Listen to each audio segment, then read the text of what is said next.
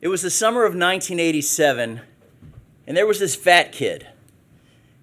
He was camping with his family in the summer Texas heat, like a lot of families did, like my family did, right?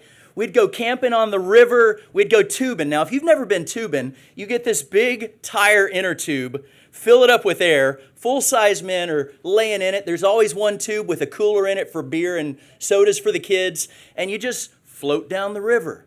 It can take you hours to float down the river. A lot of the river's just dead still, and you're splashing water, and you're going nowhere, right? And some of the river's really rapidy, and like you may actually have to get out of your tube because there's so many rapids. And we loved it. My best memories from childhood, every summer, were going down the river tubing. This kid was no different. And so he was tubing, and even better, at this one specific place on the Frio River. You tube during the day, you camp out in tents right on the river, but at night, you dance under the stars. Everybody, this massive dance area. Well, he was so excited. His family had been prepping him. This year, you're going to go dance. And his older siblings are helping him. His aunts and uncles and cousins are teaching him the Texas two-step, because that's what you dance to with country and Western music. And he was ready. The night comes, he's dressed, he looks good. He's standing down front. He's not going to stand with his parents. No, he's 10. He's a man. So he's standing near the stage, and he's looking for her, right? It's bound to happen. And soon enough, girl comes up. And she was pretty cute. A little homely, but pretty cute too, right? You're 10 years old. That's how life goes. And they start talking. And he's thinking, man, this is it. I'm going to dance. This is going to be great. They got a little chit-chat going back and forth. And then she asked him, are you a boy or a girl? Dejection, defeat. His head drops. He works his way back to his family, heartbroken. There's nothing left in life. But the reality is, life's not always perfect, right? We don't always get what we want. Now today, we're at the London Stock Exchange. Not the biggest stock exchange in the world, but it is the most diversified globally. Home of companies like British Petroleum, BP, HSBC Bank, Prudential Insurance Company, right?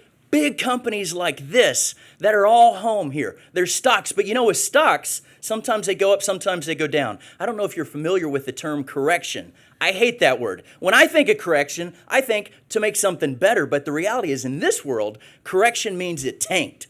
Now, does anybody in here remember 2000 to 2002 when the market tanked? Yeah, it was brutal. Right? What about 2008 and 9 when it did it again? 60% losses. Now, I have a question for you. If the market drops 50%, how much does it have to increase to break even again? If you think the answer is 50%, raise your hands. Because most people tend to think, oh, if it drops 50, it needs to make 50. But the reality is, if it drops 50, you have to double your money. You have to make 100 just to break even again.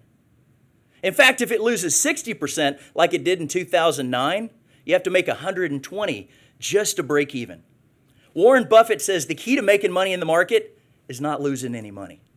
So my family has 4 mantras that we live by. Number 1 is bad things happen at the worst possible time. You never know when it's going to happen. It seems to happen in threes, right? Washer dryer goes out, as does the car. Something always seems to happen.